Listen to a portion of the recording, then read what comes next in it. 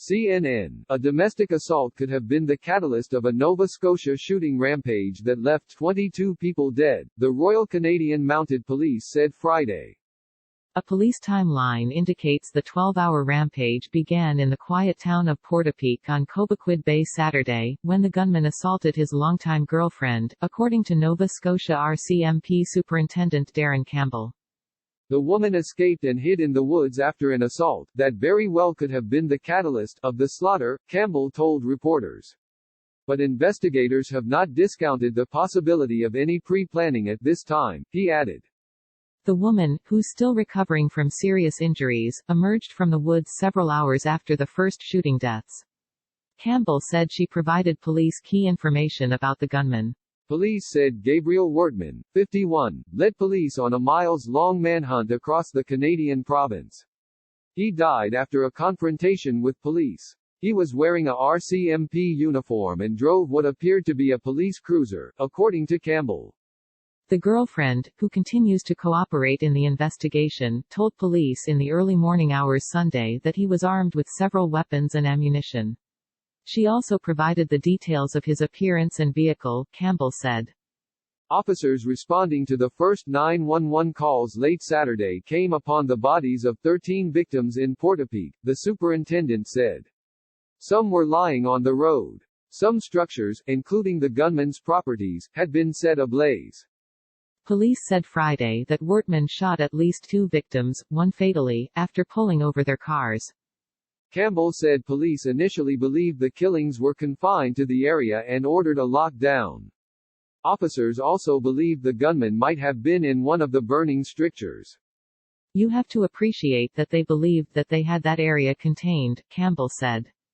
But the rampage, which spanned 16 locations, continued, with the gunman killing 9 other people over several hours, police said.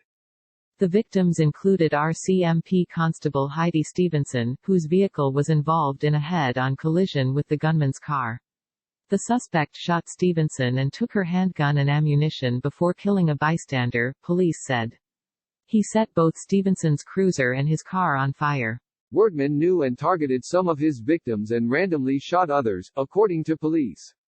His girlfriend told police of a potential list of victims he would target.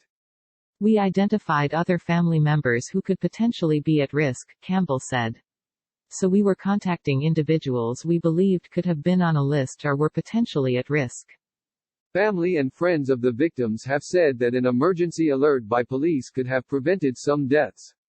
Police on Wednesday admitted that they failed to issue a timely alert to the public.